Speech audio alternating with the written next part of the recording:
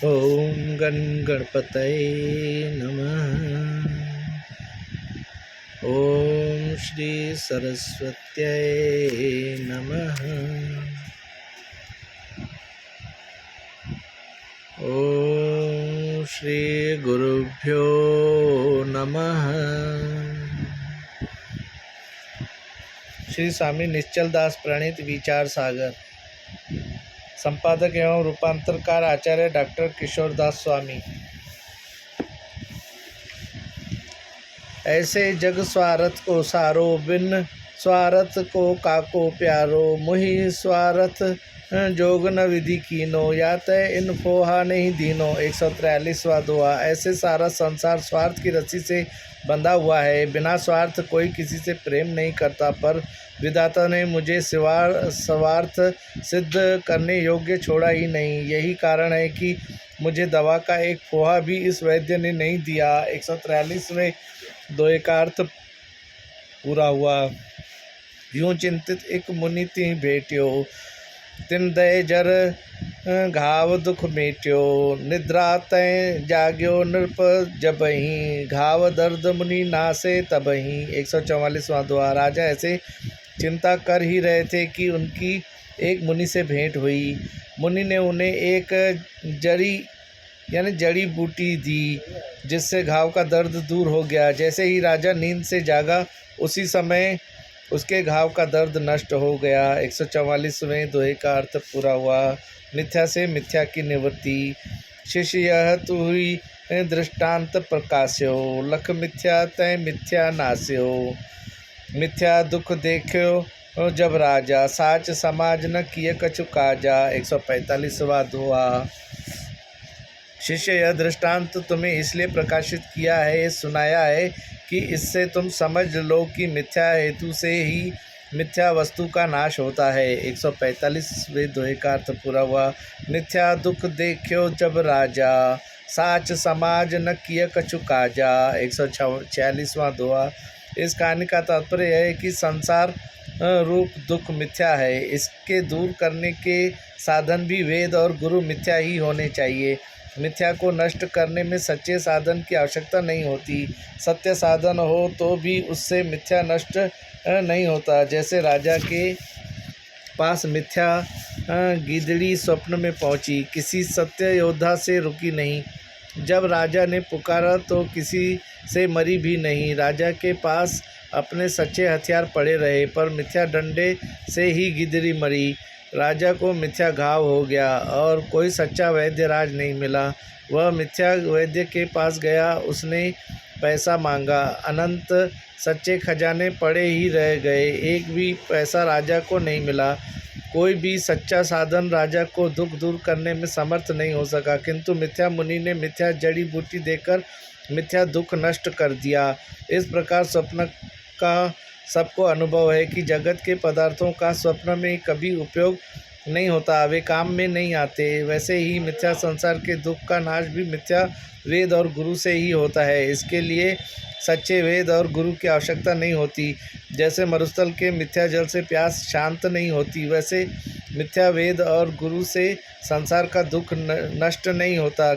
यदि मिथ्या वेद और गुरु से संसार दुख का नाश स्वीकार करोगे तो मिथ्या मरुभूमि के जल से भी प्यास का नाश होना चाहिए।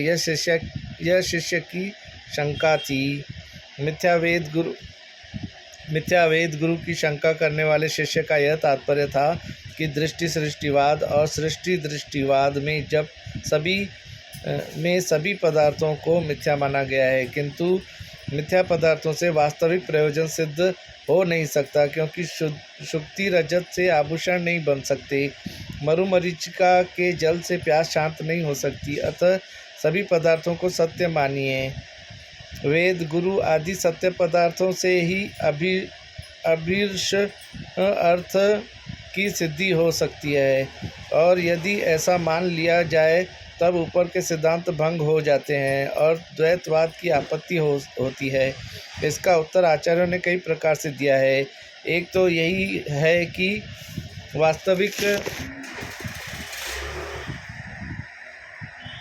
प्रयोजन के सिद्ध होने पर ही पदार्थों की वास्तविकता सिद्ध होती है, किंतु लोक में दो ही प्रकार की प्रयोजन सिद्धि देखी जाती है, क प्रतीतिक स्वप्नादि में और ख व्यवहारिक जागते समय व्यवहार काल में। स्वप्न की प्रतीतिक अर्थ क्रिया प्रयोजन सिद्धि स्वप्न में प्रतीतिक पदार्थों की ही सत्ता सिद्ध कर सकती है, वास्तविक पदार्थों की नहीं। व्यवहारिक काल की व्यवहारिक अर्थ क्रिया व्यवहारिक पदार्थों की सत्ता बता सकती है, पारमार्थिक पदार्थों की नहीं। अतः दुख निवृत्ति आदि व्यवहारिक हैं, उनमें पारमार्थिक सत्ता की अपेक्षा नहीं रहती, जिससे द्वैतापत्ति का भय हो सके। अद्वैत विद्याचार्य का कहना है कि पदार्थ अपनी समसत्ता की ही अर्थ क्रिया का निष्पादक हो, यह कोई नियम नहीं, किंतु स्वप्न में स्त्री से जो आलिंगन करते हैं तो उससे सुख मिलता है, यह जो कार्य है उसे आप प्रतीतिक नहीं कह सकते। मनुष्य के तेज का स्खलन होता है, जागकर वह जल आदि का सेवन करता है, यह केवल प्रतीतिक ही नहीं अपितु व्यवहारिक भी होता है। अतः कहना होगा कि न्यून सत्ता का पदार्थ अपने से अधिक सत्ता वाले कार्य का भी साधक हो सकता है। भामतीकार का कहना है वर्णेरस्वदीर्घत्वादयो प्यन्यधर्मा अपि समारोपिताः स्तत्वप्रतिपत्ति हेतवः नहि लौकिका नाग इति वा नग इति वा पदात् कुञ्जरं वा तरुं वा प्रतिपद्यमाना भवन्ति भ्रांतः।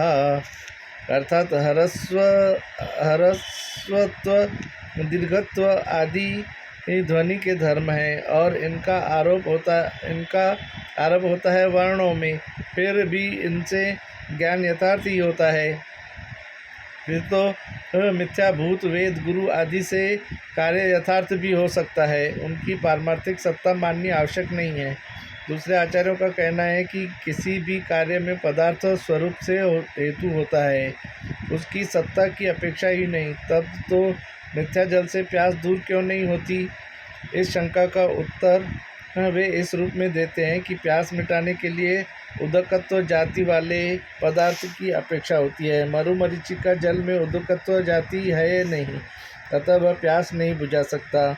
फिर वेद और आचार्य आदि सच हैं या झूठे, यह परख करने की आवश्यकता ही नहीं रहती, उनसे तत्वज्ञान रूपी कार्य सिद्ध होता है, यह अनुभव सिद्ध है। ये सब शंकाएं हैं, इनका समाधान करते हुए स्वामी जी कहते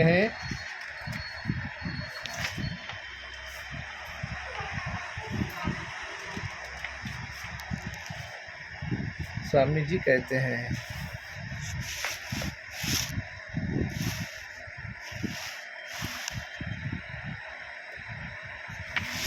चौपाई। यद्यपि मिथ्या मरुथल पानी तातय किन्हु न प्यास बुझानी, यद्यपि विषम दृष्टांत सुतेरो सत्ता भेद दुहुन में हेरो। 147वां दोहा। माना कि मरुस्थल का पानी मिथ्या है, उसे किसी की प्यास बुझ नहीं सकती, तो भी तेरा यह दृष्टांत विषम है, क्योंकि मरुभूमि के जल और प्यास में सत्ता का भेद है। यह हेरो यानी देखो। 147वें दोहे का अर्थ पूरा हुआ। चौपाई। सम सत्ता भव दुख गुरु वेदा, यूं गुरु वेद करत भव छेदा, आपस में सम सत्ता निज की, लख साधक बाधकता तिनकी। 148वां दोहा। अर्थात भव दुख और गुरुदेव तथा वेद की सम सत्ता अर्थात एक सत्ता है, अतः गुरुदेव और वेद से भव दुख का नाश होता है। जिनकी आपस में सम सत्ता होती है, उनकी आपस में साधकता और बाधकता भी होती है, जैसे मिट्टी और घट की सम सत्ता है, अतः मिट्टी घट की साधक है यानी कारण है। अग्नि और लकड़ी की सम सत्ता है, यहाँ अग्नि लकड़ी के अंदर छिपी रहती है, पर हेतु को पाकर वह बाधक बनती है, लकड़ी को जला डालती है, किंतु मरुभूमि के जल की और प्यास की समसत्ता नहीं, अतः मरुस्थल का जल प्यास का साधक नहीं, वह प्यास को दूर नहीं कर सकता। 148वें दोहे का अर्थ पूरा हुआ। इस सब विवेचन से यह तात्पर्य निकला कि चेतन आत्मा में परमार्थ सत्ता है और चेतन से भिन्न मिथ्या पदार्थों में दो प्रकार की सत्ता है, एक व्यावहारिक सत्ता और दूसरी पारमार्थिक सत्ता। यहाँ पे सत्ता के ऊपर एक लिखा है, दूसरी पारमार्थिक सत्ता, वहाँ सत्ता पर एक लिखा है, उसका पहले इस एक का अर्थ बताएंगे। एक, यहाँ पूर्व पक्षी का कहना है कि सम सत्ता वाले पदार्थों में ही साधकता और बाधकता नहीं होती, जैसे प्रपंच और उसके अधिष्ठान ब्रह्म की सत्ता समान नहीं होती है, फिर भी प्रपंच का साधक ब्रह्म है। व्यवहारिक शुक्ति अपने में कल्पित रजत का साधक है, इसी प्रकार व्यवहारिक प्रबोध प्रतिभासिक स्वप्न का बाधक है। व्यवहारिक शुक्ति ज्ञान कल्पित रजत का बाधक है। फिर तो विषम सत्ता वाले पदार्थों में भी साधकता और बाधकता बने रहने के कारण यह नियम भंग हो जाएगा कि सम सत्ता वाले पदार्थों में ही साधकता और बाधकता होती है। उक्त नियम का पूरा स्वरूप यह है कि अधिष्ठान से अतिरिक्त साधकता और ज्ञान से अतिरिक्त बाधकता समान सत्ता वाले पदार्थों में ही हुआ करती है, अर्थात अधिष्ठान विषम सत्ता का होकर भी विषम सत्ता के कार्य का बाधक होता है और पदार्थों में साधकता और बाधकता लाने के लिए समान सत्ता की आवश्यकता होती है। अतः प्रातिभासिक जल से व्यावहारिक प्यास की निवृत्ति नहीं हो सकती, किंतु व्यावहारिक जल से ही व्यावहारिक प्यास की निवृत्ति होगी। त्रिविध सत्ता का वर्णन। पहला, जिस पदार्थ का ब्रह्म ज्ञान के बिना बाध होता नहीं होता किंतु ब्रह्म ज्ञान से ही बाध होता है, उस पदार्थ में व्यावहारिक सत्ता है। वह व्यावहारिक सत्ता ईश्वर निर्मित सृष्टि में विद्यमान है, क्योंकि देह, इंद्रिय आदि प्रपंच ईश्वर द्वारा बनाई हुई सृष्टि का बाध ब्रह्म ज्ञान के बिना नहीं हो सकता, किंतु ब्रह्म ज्ञान से ही होता है।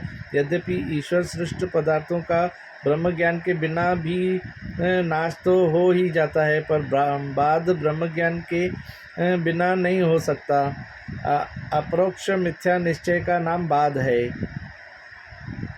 अप्रोक्ष मिथ्या निश्चय का नाम बाध है। वह अप्रोक्ष मिथ्या निश्चय ईश्वर निर्मित पदार्थों में ब्रह्म ज्ञान से पहले किसी को नहीं होता, ब्रह्म ज्ञान के बाद ही होता है। इसलिए मूल अविद्या के कार्य ईश्वर निर्मित जागृत के पदार्थों में व्यावहारिक सत्ता है। जन्म, मरण, बंध, मोक्ष आदि व्यवहार को सिद्ध करने वाली व्यावहारिक सत्ता है। दूसरा, ब्रह्म ज्ञान के बिना ही जिनका बाध हो जाता है, उन पदार्थों में प्रातिभासिक सत्ता है। जैसे ब्रह्म ज्ञान के बिना ही सिप्पी, रस्सी, मरुभूमि आदि के ज्ञान से चांदी, सांप, पानी आदि का बाध हो जाता है। इनमें प्रातिभासिक सत्ता प्रतीति समकाल सत्ता है।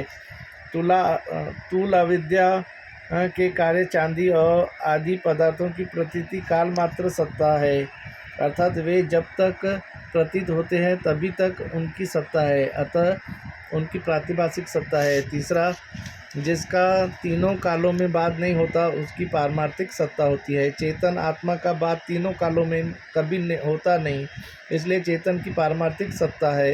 इस प्रकार तीन सत्ताएं सिद्ध हुई, व्यावहारिक, प्रातिभासिक और पारमार्थिक। वेद, गुरु और संसार दुख की एक ही व्यावहारिक सत्ता होने से आप में सम सत्ता है, अतः मिथ्या वेद गुरु से मिथ्या संसार और मिथ्या दुख का नाश हो सकता है। भूख प्यास प्राण के धर्म हैं, शोक मोह मन के धर्म हैं, जन्म मृत्यु और बुढ़ापा काया के धर्म हैं। इन सब धर्मों का बिना ब्रह्म ज्ञान के बाद नहीं हो सकता, अतः इन सब धर्मों की व्यावहारिक सत्ता है। वैसे प्यास की व्यावहारिक सत्ता है। मरुस्थल के जल का ब्रह्म ज्ञान के बिना ही मरुस्थल का ज्ञान होने से बाध हो जाता है, अतः मरुस्थल जल की प्रातिभासिक सत्ता है। प्यास और मरुस्थल के जल की सम सत्ता न होने से उस जल से प्यास नहीं बुझती, प्यास शांत नहीं होती। इसी प्रकार दाष्टान्तिक जल में जल और प्यास की सत्ता का भेद है। अब दृष्टांत विषम है, दाष्टान्त के समान नहीं है। शंका, ब्रह्म भिन्न मिथ्या सब भाख्यो, तिनको भेद हेतु की राखो। उपजो यह मोकू संदेहा, प्रभुता को अब की जय छेहा। 149वां दोहा। अर्थात प्रभु, आपने तो ब्रह्म से भिन्न सब पदार्थों को मिथ्या कहा है। उन मिथ्या पदार्थों में भी क सीपी में चांदी, रस्सी में सांप, मरुस्थल में जल आदि का बाद बिना ही ब्रह्म ज्ञान के हो जाता है, और ख संसार दुख का बाद ब्रह्म ज्ञान के बाद होता है। ऐसा भेद करने का कारण क्या है? कृपा करके यह बताइए। आप मेरे संदेह का छेदन कीजिए। 149वें दोहे का अर्थ पूरा हुआ। इस शंका का समाधान यह है। चौपाई। सकल अविद्या कारज मिथ्या, शिष्यता में रंचक हूँ न मत तथ्या। जा अज्ञान तय उपजत जोई, ताके ज्ञान बाधति ही होई। 150वां दोहा। हे शिष्य, यद्यपि ब्रह्म से भिन्न सब अविद्या के कार्य हैं, अतः मिथ्या हैं। इनमें कोई पदार्थ सत्य नहीं, क्योंकि जिसके अज्ञान से जो पैदा होता है, उसके ज्ञान से उसका बाद होता है। सिप्पी, रस्सी, मरुस्थल आदि के अज्ञान से चांदी, सांप, जल आदि उत्पन्न होते हैं। उनका बाद शुक्ति, रज्जु, मरुस्थल आदि के ज्ञान से हो जाता है। ब्रह्म के अज्ञान से जो जन्म मरण आदि संसार दुख उत्पन्न होता है, इसका बाद ब्रह्म ज्ञान से ही होता है। 150वें दोहे का अर्थ पूरा हुआ। जगत उत्पत्ति क्रम वर्णन। शिष्य ने अज्ञान से संसार कैसे पैदा होता है, यह प्रश्न किया। दोहा। भगवान ब्रह्म अज्ञान तय, जो उपजय संसार, सो की क्रम तय होत है, कहो मोहि निर्धार। 151वां दोहा। भगवान ब्रह्म के अज्ञान से जो संसार उत्पन्न होता है, वह किस क्रम से होता है, यह मुझे निर्णय करके बताइए। 151वां दोहा का अर्थ पूरा हुआ। गुरुजी ने प्रश्न का समाधान इस रूप से किया। चौपाई। जैसे स्वप्न होत बिन क्रम तय, त्यों मिथ्या जग भासत भ्रम तय। जो ताको ब्रह्म जान्यो लो रहें, सो मरुस्थल जल वसन निचोरें। 152वां दोहा। जैसे स्वप्न बिना ही क्रम के होता है, वैसे ही मिथ्या जगत भासता है। जो उसके क्रम को जानना चाहता है, वह मानो मरुस्थल के जल से वस्त्र निचोड़ना चाहता है। अर्थात जैसे मरुस्थल के जल से कपड़ा न तो भीग सकता है, न निचोड़ा ही जा सकता है, वैसे संसार की उत्पत्ति का क्रम भी नहीं जाना जा सकता। 152वें दोहे का अर्थ पूरा हुआ। दोहा। उपनिषदन में बहुत विधि, जगत उत्पत्ति प्रकार, अभिप्राय तिनको यही चेतन भिन्न असार। 153वां दोहा। उपनिषदों में जगत की उत्पत्ति के अनेक प्रकार गिनाए गए हैं। छांदोग्य में कहा है कि सतरूप परमात्मा से अग्नि, जल, पृथ्वी क्रमशः ये तत्व उत्पन्न होते हैं। इन सब का यही तात्पर्य है कि चेतन से भिन्न सब असार यानी मिथ्या है। 153वें दोहे का अर्थ पूरा हुआ। यह त्रिव्रत करण प्रक्रिया है। इसकी मान्यता है कि 3 तत्वों से सृष्टि उत्पन्न होती है। दूसरी मान्यता है कि 5 तत्वों से सृष्टि उत्पन्न होती है। इसे पंचीकरण प्रक्रिया कहते हैं। तैत्तरीय उपनिषद में यह श्रुति है। एतस्माद्वा आत्मनः आकाश सम्भूत, आकाशाद्वायुः, वायोरग्निः, अग्निः आपः, अद्भ्ययः पृथ्वी। अर्थात आकाश, वायु, अग्नि, जल और पृथ्वी, इस क्रम से 5 भूतों से जगत की उत्पत्ति कही है। ये भूत आत्मा या परमात्मा से उत्पन्न होते हैं। कहीं लिखा है कि क्रम के बिना ही परमात्मा सबकी उत्पत्ति कर देता है। वह संकल्प करता है कि ऐ विश्व उत्पन्न हो जाओ, तो प्राणी उत्पन्न हो जाते हैं। वेदों में जगत की उत्पत्ति के अनेक प्रकार कहे गए हैं। वेद का प्रयोजन इतना है कि वह जगत की वास्तविकता का वर्णन करता है। उसका कहना है कि जगत मिथ्या है। यदि कोई पदार्थ सत्य होता तो उसकी उत्पत्ति वेद अनेक प्रकार से क्यों कहता। अनेक प्रकार से जगत की उत्पत्ति का वर्णन करने से वेद का तात्पर्य जगत की उत्पत्ति के प्रतिपादन में नहीं, किंतु अद्वैत ब्रह्म को पहचानने और जगत का निषेध करने के लिए है। मिथ्या जगत का किसी न किसी प्रकार ब्रह्म में आरोप कर दिया है। दृष्टांत। जैसे आतिशबाजी के खेल में उड़ाने के लिए बारूद का हाथी बनाते हैं। यदि उसके कान, पूँछ आदि टेढ़े मेढ़े रह जाएं तो उन्हें सीधा करने के लिए कोई प्रयत्न नहीं करता। वैसे ही अद्वैत ज्ञान और प्रपंच के निषेध के लिए प्रपंच का आरोप किया गया है। इसलिए वेद ने प्रपंच की उत्पत्ति का क्रम एक रूप से कहने का प्रयत्न नहीं किया। प्रपंच की उत्पत्ति अनेक रूप से कहने के कारण ही वेद का अभिप्राय प्रपंच निषेध में है, उसकी उत्पत्ति में नहीं। दूसरे अध्याय में सूत्रकार यानी महर्षि भगवान व्यास, सूत्रकार ब्रह्म सूत्र की रचना किया उन्होंने, और भाष्यकार यानी आदिगुरु शंकराचार्य। भाष्यकार ने उत्पत्ति के प्रतिपादक श्रुति वचनों का विरोध दूर करके जो एक रूप से तैत्तरीय श्रुति के अनुसार उत्पत्ति में सब उपनिषदों का अभिप्राय कहा है, वह मंद जिज्ञासुओं के लिए है। यदि उत्पत्ति वाक्यों का अभिप्राय सूत्र और भाष्य के अनुसार जैसा कि वहाँ कहा है समझ में नहीं आए तो मंद जिज्ञासु को उपनिषदों में अनेक प्रकार से जगत की उत्पत्ति सुनकर यह भ्रांति हो सकती है कि उपनिषदों का आपस में विरोध है। उसे दूर करने के लिए सब उपनिषदों में जगत की उत्पत्ति का प्रकार कहा है। जिसे ब्रह्म विचार से यथार्थ ज्ञान नहीं होता, उसे लय चिंतन करने के लिए भी उत्पत्ति क्रम का वर्णन किया है। जिस क्रम से उत्पत्ति कही है उसके ठीक विपरीत लय चिंतन करके यह समझाया है। उस लय चिंतन से भी अद्वैत ब्रह्म में बुद्धि स्थित हो जाती है। इस लय चिंतन का प्रकार पंचीकरण प्रक्रिया का वर्णन करते हुए श्री सुरेश्वराचार्य ने बड़े सुंदर ढंग से कहा है। एक वार्तिककार श्री सुरेश्वराचार्य ने पंचीकरण ग्रंथ के वार्तिक में सृष्टि के अपवाद में लय चिंतन इस प्रकार से कहा है। समाधि के पहले लय चिंतन में अत्यंत सजगता से काम लेना चाहिए। लय चिंतन का प्रकार यह है कि स्थूल प्रपंच को उसके सूक्ष्म से सूक्ष्म कारण में क्रमशः विलय करते हुए समस्त कारण का विलय चिदात्मा में कर देना चाहिए। समस्त कार्य सहित पंचीकृत भूत जागृत अवस्था और उसके अभिमानी विश्व पुरुष को आकार समझ लेना चाहिए। उसी प्रकार अपंचीकृत भूत स्वप्न और उसके अभिमानी तेजस को उकार तथा त्रिगुणात्मक अवयव युक्त सुषुप्ति और उसके अभिमानी प्राज्ञ को मकार समझना चाहिए। फिर आकार के पूर्ण स्वरूप का उकार में, उकार के पूर्ण परिवार का मकार में और मकार को त्रिगुणातीत शुद्ध ब्रह्म में विलीन करना चाहिए।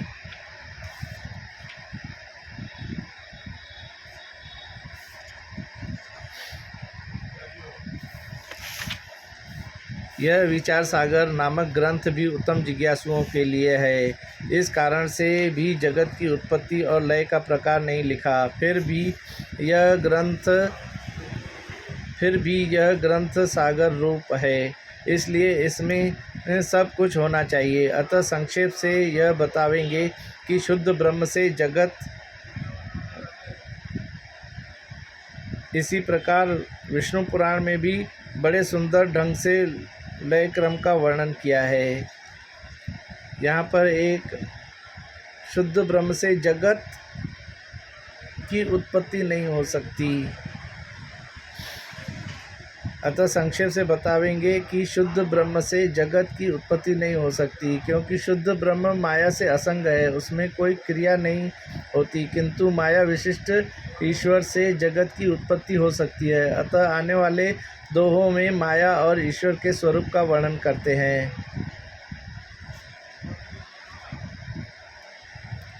उसके पहले यहाँ पर एक सारणी दी हुई है जगत, जिसमें 4 कॉलम बने हैं। पहले कॉलम में लिखा है जगत, दूसरे कॉलम में अवस्था, तीसरा अभिमानी और चौथा खाने में अक्षर लिखा है। जगत, अवस्था, अभिमानी, अक्षर, ऐसे 4 कॉलम बने हैं। पंचीकृत भूत, जगत के नीचे लिखा है पंचीकृत भूत। अवस्था जागृत, अभिमानी विश्व, जागृत अवस्था का अभिमानी देवता विश्व है। अक्षर अकार। फिर है अपंचीकृत भूत, अपंचीकृत भूत। अवस्था स्वप्न, उसका अभिमानी देवता है तेजस, अक्षर है उकार, अव्यक्त अव्यक्त है जगत, उसकी अवस्था है सुषुप्ति, अभिमानी देवता है प्राज्ञ, अक्षर म।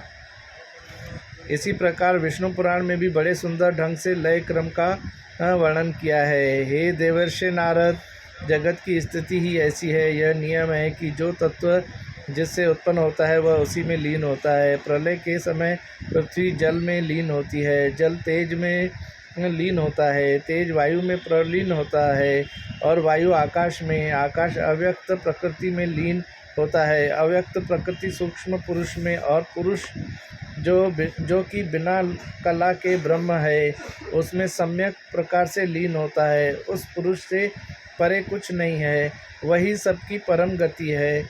इस प्रकार कहे हुए इस लय क्रम में मन के स्थिर हो जाने पर साधक पहले सविकल्प और बाद में निर्विकल्प समाधि में प्रवेश करता है। मैं परमानंद घन स्वरूप ओम हूँ।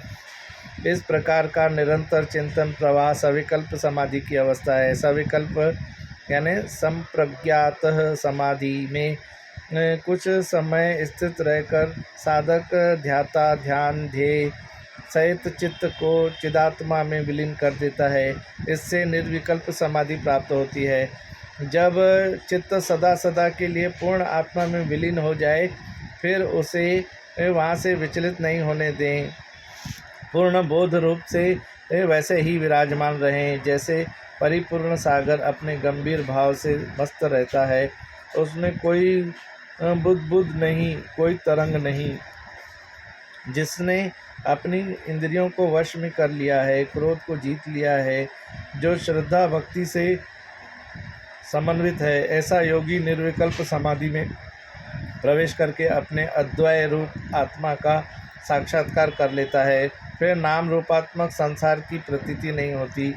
विचार सागर में आगे चलकर इसी तरंग के 167वें पद्य में लय कैसे करना चाहिए इसका स्पष्ट वर्णन किया गया है। यह सब वर्णन उत्तम जिज्ञासु के लिए है।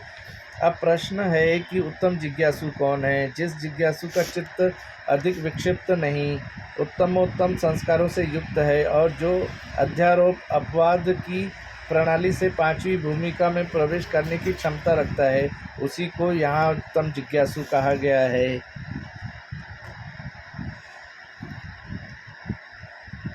कवित्त। अतः आने वाले दोहों में माया और ईश्वर के स्वरूप का वर्णन करते हैं। कवित्त। जीव ईश भेदहीन चेतन स्वरूप माही, माया सो अनादि एक शांतता ही मानिए। सत और असत तय विलक्षण स्वरूपता को, ताहि को अविद्या और अज्ञान हो बखानिए। 154वां दोहा। चेतन के स्वरूप में जीव ईश्वर का भेद न होने पर भी माया से भेद प्रतीत होता है। वह माया अनादि और एक है। तत्वज्ञान से उसका अंत होता है। उसका स्वरूप सत और असत से विलक्षण है। उसी को अविद्या अज्ञान आदि नामों से पुकारा जाता है। 154वें दोहे का अर्थ पूरा हुआ। माया में अनिर्वचनीयत्व की सिद्धि। चेतन सामान्य न विरोधिता को साधक है। वृत्ति में आरूढ़ व विरोधी वृत्ति जानिए। माया में आभास अधिष्ठान माया मिल, इस सर्वज्ञ जग हेतु पहचानिए। 155वां दोहा। चेतन सामान्य माया का विरोधी न होकर उसका साधक है। जब वह वृत्ति में आरूढ़ होता है या विरोधी वृत्ति पैदा होती है तभी वह माया का विरोधी होता है। वह माया को जला डालता है। जब अधिष्ठान और माया दोनों आपस में दूध पानी के समान घुल मिल जाते हैं तभी माया में आभास पड़ता है। तब वह सर्वज्ञ ब्रह्म ईश्वर कहलाता है और वही जगत की उत्पत्ति का कारण बनता है। यह समझना चाहिए। 155वें दोहे का अर्थ पूरा हुआ। अर्थात जीव ईश्वर भेद रहित शुद्ध चेतन के आश्रित माया है। वह अनादि यानी आदि उत्पत्ति से रहित है। अनादि यानी आदि उत्पत्ति से रहित है। यदि माया की उत्पत्ति स्वीकार की जाए तो माया के कार्य प्रपंच से पुत्र से पिता के समान माया की उत्पत्ति नहीं मान सकते। चेतन से ही माया की उत्पत्ति माननी होगी। जीव भाव और ईश्वर भाव माया के कार्य हैं। माया की सिद्धि के बिना तो जीव और ईश्वर का स्वरूप भी सिद्ध नहीं हो सकता। इसलिए जीव चेतन असंग है, अक्रिय और निर्विकार है। उससे माया की उत्पत्ति मानने पर वह विकारी हो जाएगा। यदि शुद्ध चेतन से माया उत्पन्न होती हो तो मोक्ष दशा में भी माया दोबारा उत्पन्न हो जाएगी। फिर मोक्ष के लिए जो जो उपाय बताए गए हैं वे सब निष्फल हो जाएंगे। इस रीति से माया उत्पत्ति रहित है, अतः अनादि और एक है, शांत अंत वाली है। ज्ञान से उसका अंत होता है, सत असत से विलक्षण है, जिसका तीनों कालों में बाध न हो वह सत है, ऐसा चेतन है। माया का ज्ञान से बाध होता है, अतः सत से विलक्षण है। जिसकी तीन काल में प्रतीति नहीं होती वह असत है, जैसे शशशृंग, वंध्यापुत्र, आकाश कुसुम आदि। ज्ञान से पहले माया और उसके कार्य प्रतीत होते हैं। जागृत में मैं अज्ञानी हूँ और ब्रह्म को नहीं जानता, इस प्रकार माया प्रतीत होती है। स्वप्न में जो नाना पदार्थ प्रतीत होते हैं उसका उपादान कारण माया है। सुषुप्ति के बाद अज्ञान की इस प्रकार स्मृति होती है कि मैं सुख पूर्वक सोया और कुछ भी सुध नहीं रही। यह स्मृति अज्ञात वस्तु की हो नहीं सकती। सुषुप्ति में अज्ञान का भान होता है। अज्ञान और माया दोनों एक ही हैं, उनमें भेद नहीं। इस प्रकार तीनों अवस्थाओं में माया की प्रतीति होती है, अतः असत से विलक्षण है। सत असत से विलक्षण माया का कार्य भी सत असत से विलक्षण है। सत असत से विलक्षण को अद्वैत मत में मिथ्या और अनिर्वचनीय कहते हैं। अतः माया और उसके कार्य से द्वैत की सिद्धि नहीं होती, क्योंकि जैसे चेतन सत्स्वरूप है वैसे ही यदि माया और माया का कार्य सतरूप हो तो द्वैत की आपत्ति होने लगेगी। माया और उसका कार्य सत असत से विलक्षण होने के कारण मिथ्या है। मिथ्या पदार्थ से द्वैत सिद्ध नहीं होता। जैसे स्वप्न के पदार्थ मिथ्या हैं, उनसे द्वैत सिद्ध नहीं होता। माया का आश्रय तथा विषय, जिसमें जीव और ईश्वर का विभाग नहीं है, ऐसे शुद्ध ब्रह्म के आश्रित माया है और वह शुद्ध ब्रह्म को ही आच्छादित करती है। जैसे घर के आश्रित अंधकार घर को ही आच्छादित करता है। इस पक्ष का नाम है स्व आश्रय स्व विषय पक्ष। स्व यानी शुद्ध ब्रह्म ही आश्रय है। स्व यानी शुद्ध ब्रह्म ही आश्रय है। स्व शुद्ध ब्रह्म ही विषय है। माया से आच्छादित यानी ढका हुआ है। संक्षेप शारीरिक, ऊपर कोने में एक लिखा है, इसकी टिप्पणी पढ़ते हैं। संक्षेप शारीरिक में कहा है, अज्ञान की आश्रयता और विषयता का आधार जीव ईश्वर आदि विभाग रहित एक मात्र शुद्ध चैतन्य ही है। पूर्व सिद्ध यानी अनादि अज्ञान के पश्चात अहंकार विशिष्ट जीव उस अज्ञान का न तो विषय ही हो सकता है और न आश्रय। विवरण प्रमेय संग्रह, वेदांत सिद्धांत मुक्तावली, अद्वैत सिद्धि, अद्वैत दीपिका आदि ग्रंथकारों ने स्वाश्रय तथा स्विषय को ही अज्ञान के रूप में स्वीकार किया है। इन ग्रंथों में क्या कहा है, थोड़ा इसका विचार करते हैं। वाचस्पति मिश्र का मत, टीका। अज्ञान जीव के आश्रित है और ब्रह्म को विषय करता है। अज्ञानी मैं ब्रह्म को नहीं जानता, इस प्रतीति से मैं शब्द का अर्थ जीव है और अज्ञानी शब्द से अज्ञान का आश्रय प्रतीत होता है। ब्रह्म को नहीं जानता, अतः अज्ञान का विषय ब्रह्म प्रतीत होता है। इस रीति से अज्ञान जीव के आश्रित है और ब्रह्म को विषय यानी आच्छादित करता है। वह अज्ञान एक नहीं किंतु अनंत है, क्योंकि यदि एक अज्ञान मान लिया जाए तो एक पुरुष के ज्ञान से उसके अज्ञान की निवृत्ति हो जाने पर सभी का अज्ञान निवृत्त हो जाना चाहिए। अर्थात अज्ञान और अज्ञान का कार्य संसार प्रतीत नहीं होना चाहिए। यदि ऐसा कहें कि आज तक किसी को अज्ञान हुआ ही नहीं और न आगे को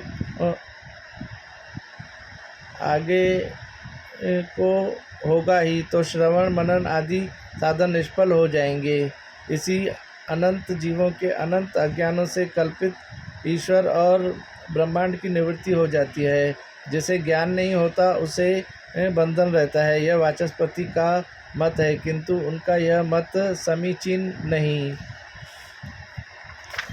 वाचस्पति मत की असमीचीनता।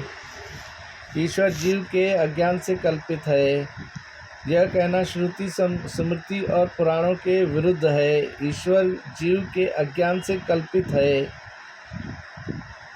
यह कहना श्रुति स्मृति और पुराणों के विरुद्ध है। ईश्वर अनंत और प्रत्येक जीव की सृष्टि अलग अलग है, यह कहना भी विरुद्ध है। अर्थात नाना अज्ञान मानने असंगत हैं।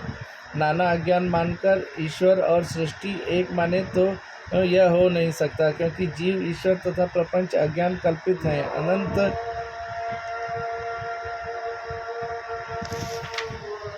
अनंत अज्ञान मानने से एक एक अज्ञान कल्पित जीव की भांति ईश्वर और प्रपंच भी अनंत ही मान्य होंगे। इसलिए वाचस्पति ने अनंत ईश्वर और अनंत सृष्टि कही है। अतः अज्ञान एक है, इसके ऊपर एक लिखा है, यह मत समीचीन है। अज्ञान एक है, यह मत समीचीन है। अब पहले यहाँ टिप्पणी दी है वो पढ़ते हैं। विवरण प्रमेयकार का कहना है कि अज्ञान अपने आश्रय और विषय के भेद की अपेक्षा नहीं करता, किंतु एक ही वस्तु में आश्रयता और विषयता दोनों का संपादन वैसे ही कर लेता है जैसे अंधकार जिस घर के आश्रित होता है उसी को विषय करता है, अर्थात ढकता है। वेदांत सिद्धांत मुक्तावलीकार लिखते हैं तस्माज्जीव ब्रह्म विभाग शून्य मात्मानमाश्रित्य तमेव विषयी करोति। इसलिए जीव ब्रह्म विभाग रहित शुद्ध चैतन्य को आश्रय करके अज्ञान उसी को विषय करता है। अद्वैत सिद्धिकार का कहना है कि अविद्या का आश्रय शुद्ध ब्रह्म है, जैसा कि संक्षेप शारीरिक में कहा है, आश्रयत्व विषयत्व भागिनी निर्विभागा चितिरेव केवला 1/319। अविद्या का विषय भी शून्य शुद्ध चैतन्य ही है। अद्वैत दीपिका में आचार्य नरसिंहाश्रम ने लिखा है, अज्ञान चेतन मात्र विषय का आधार है, वह भेद प्रतीति में हेतु है। जैसे प्रतिबिंब के हटने पर दर्पण स्वच्छ हो जाता है, वैसे अज्ञान के हटने पर जीव कृतार्थ हो जाता है।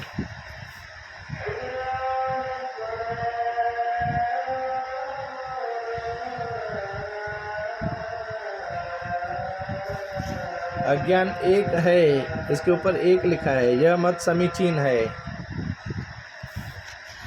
अज्ञान एक है, इसके ऊपर कोने में एक लिखा है, उसका अर्थ पहले स्पष्ट करते हैं। एक अज्ञान एक ही है, किंतु वह सांश है। अतः जिस अंतःकरण में ज्ञान का उदय होता है उससे उसमें रहने वाले अज्ञान अंश का ही नाश होता है, समस्त अज्ञान का नहीं। इसलिए वही जीव मुक्त होता है, सभी जीव नहीं। वह एक अज्ञान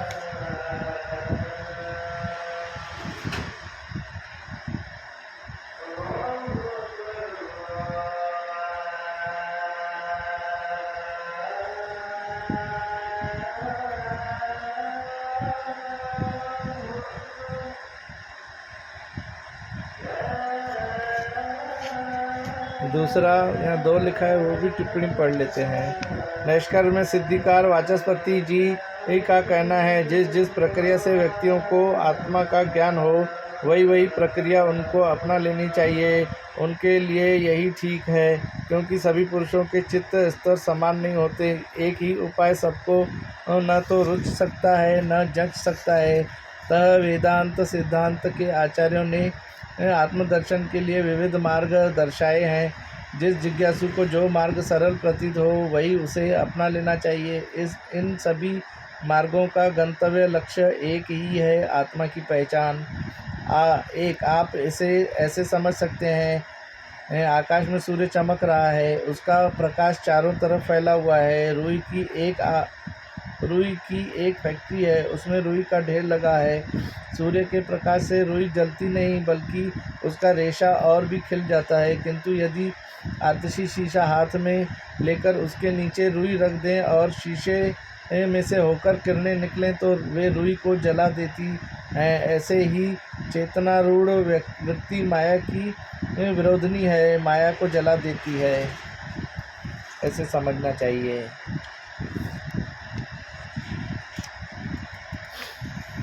यह मत समीचीन है। वह एक अज्ञान भी जीव के आश्रित नहीं किंतु शुद्ध ब्रह्म के आश्रित है, क्योंकि जीव भाव अज्ञान का कर्म है। वह अज्ञान स्वतंत्र कभी नहीं रह सकता, अतः निराश्रय अज्ञान से तो जीव भाव बन नहीं सकता। पहले अज्ञान को किसी के आश्रित होना चाहिए, तभी अज्ञान का कार्य जीव भाव बन सकता है। जीवपन की भांति ईश्वरता भी अज्ञान का कार्य है, उसके आश्रित भी अज्ञान नहीं किंतु शुद्ध ब्रह्म के आश्रित अनादि अज्ञान है। अनादि चेतन और अनादि अज्ञान का संबंध भी अनादि होने से जीव भाव और ईश्वर भाव भी अनादि हैं, पर जीव भाव और ईश्वर भाव अज्ञान के अधीन है, इसलिए अज्ञान के कार्य कहे जाते हैं। यद्यपि मैं अज्ञानी हूँ, इस प्रयोग से जीव के आश्रित अज्ञान की प्रतीति होती है, तो भी शुद्ध ब्रह्म के आश्रित अज्ञान का जीव को मैं अज्ञानी हूँ ऐसा अभिमान होता है।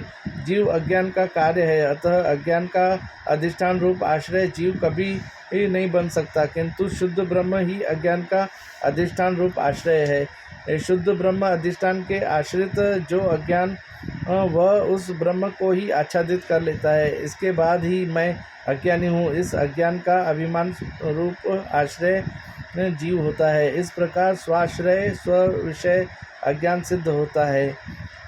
माना कि वह अज्ञान एक है और ज्ञान से निवृत्त होता है, परंतु जिस अंतःकरण में ज्ञान होता है उस अंतःकरण अवच्छिन्न चेतन में स्थित अज्ञान के अंश की निवृत्ति उस ज्ञान से हो जाती है, वही मुक्त है। जिस अंतःकरण में ज्ञान नहीं होता वहाँ अज्ञान का अंश रहता है और वहीं बंध रहता है। एक अज्ञान पक्ष में इस प्रकार बंध मोक्ष व्यवहार बन सकता है। किसी किसी की बुद्धि में वाचस्पति जी, यहाँ 2 लिखा है, वो जो 2 मैंने पढ़ लिया, फिर से पढ़ता हूँ। किसी किसी की बुद्धि में वाचस्पति जी ऊपर कोने में 2 का नाना अज्ञानवाद ही फिट बैठता है। अब इसमें जो 2 लिखा है उसका पढ़ता हूँ विवरण।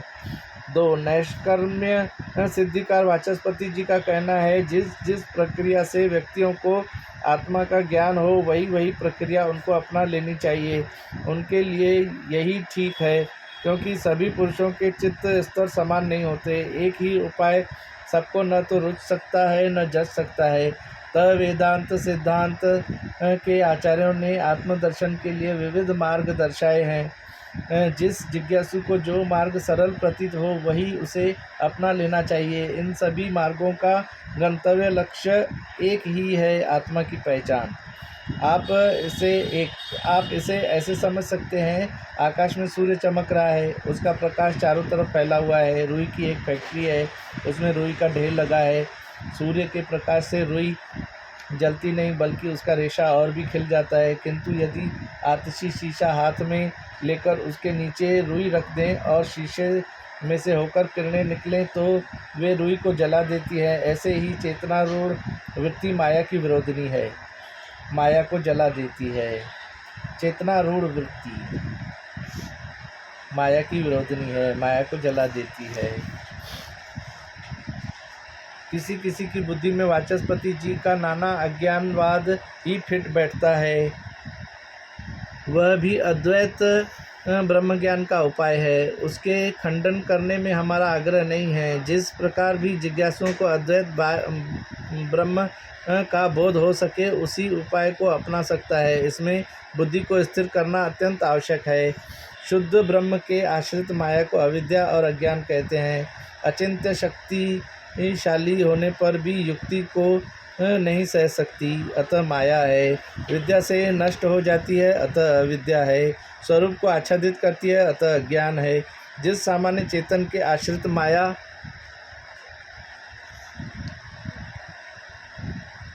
है वह इसका विरोधी नहीं अपितु साधक है। सत्ता स्फूर्ति देता है। वृत्ति में आरूढ़ चेतन अथवा चेतन सहित वृत्ति उसकी विरोधनी है। यहाँ भी एक लिखा है। अरे ये जो एक लिखा है ना वो मैंने इधर पढ़ दिया था पहले। एक का अर्थ आप इसे ऐसे समझ सकते हैं, आकाश में सूर्य चमक रहा है, उसका प्रकाश चारों तरफ फैला हुआ है। रुई की एक फैक्ट्री है, उसमें रुई का ढेर लगा है। सूर्य के प्रकाश से रुई जलती नहीं उसकी, बल्कि उसका रेशा और भी खिल जाता है। किंतु यदि आतिशी शीशा हाथ में लेकर उसके नीचे रुई रख दें और शीशे में से होकर किरणें निकलें तो वे रुई को जला देती है। ऐसे ही चेतनारूढ़ वृत्ति माया की विरोधनी है, माया को जला देती है। सत्ता स्फूर्ति देता है। वृत्ति में आरूढ़ चेतन अथवा चेतन सहित वृत्ति उसकी विरोधनी है। यहाँ पे जो एक लिखा है उसका ये पढ़ा। कवित्व के चेतन सामान्य से अरुमाया मिले तक 3 पद्यों में माया का स्वरूप कह दिया है। अब चौथे पद मायामय आभास आदि से ईश्वर के स्वरूप को कहते हैं। शुद्ध सत्व गुण सहित माया, माया का अधिष्ठान चेतन और माया में आभास, ये तीनों मिलकर के ईश्वर कहलाते हैं। यह ईश्वर सर्वज्ञ है और यही जगत का कारण है। कारण 2 प्रकार का होता है, एक उपादान कारण और दूसरा निमित्त कारण। जो कार्य के स्वरूप में प्रविष्ट हो और जिसके बिना कार्य रह न सके वह उपादान कारण है। आप इसे ऐसे भी कह सकते हैं, कार्य जिससे उत्पन्न हो, जिसमें स्थित रहे और जिसमें लीन हो जाए वह उपादान कारण है। जैसे मिट्टी घट का उपादान कारण है, घट के स्वरूप में इसका प्रवेश है और मिट्टी के बिना घट रह नहीं सकता। जिसका कार्य के स्वरूप में प्रवेश नहीं किंतु अलग अलग रहकर कार्य करे और जिसके नाश से कार्य गिरे वही निमित्त कारण कहलाता है। तात्पर्य यह निकला कि जो कार्य की उत्पत्ति मात्र में सहायक हो उसे निमित्त कारण कहते हैं। यदि घड़ा बनाना हो तो उसके लिए कुम्हार, चाक, डंडा आदि निमित्त कारण हैं। घट के स्वरूप में इनका प्रवेश नहीं, ये घट से अलग रहकर उसे पैदा करते हैं और उत्पत्ति होने के बाद तुम्हारे डंडा, चाक आदि के नाश से घट का नाश भी नहीं होता। इस प्रकार कारण के 2 भेद होते हैं, उपादान कारण और निमित्त कारण। ईश्वर स्वरूप वर्णन, अब ये बाद में करेंगे। ईश्वर स्वरूप का वर्णन, ईश्वर कैसा है, ईश्वर का स्वरूप क्या है, ये बाद में वर्णन करेंगे। सद्गुरुदेव भगवान की जय। ओम पूर्णमदं पूर्णमिदं पूर्णात् पूर्णमुदच्यते पूर्णस्य पूर्णमादाय पूर्णमेवावशिष्यते। ओम शांति शांति शांति।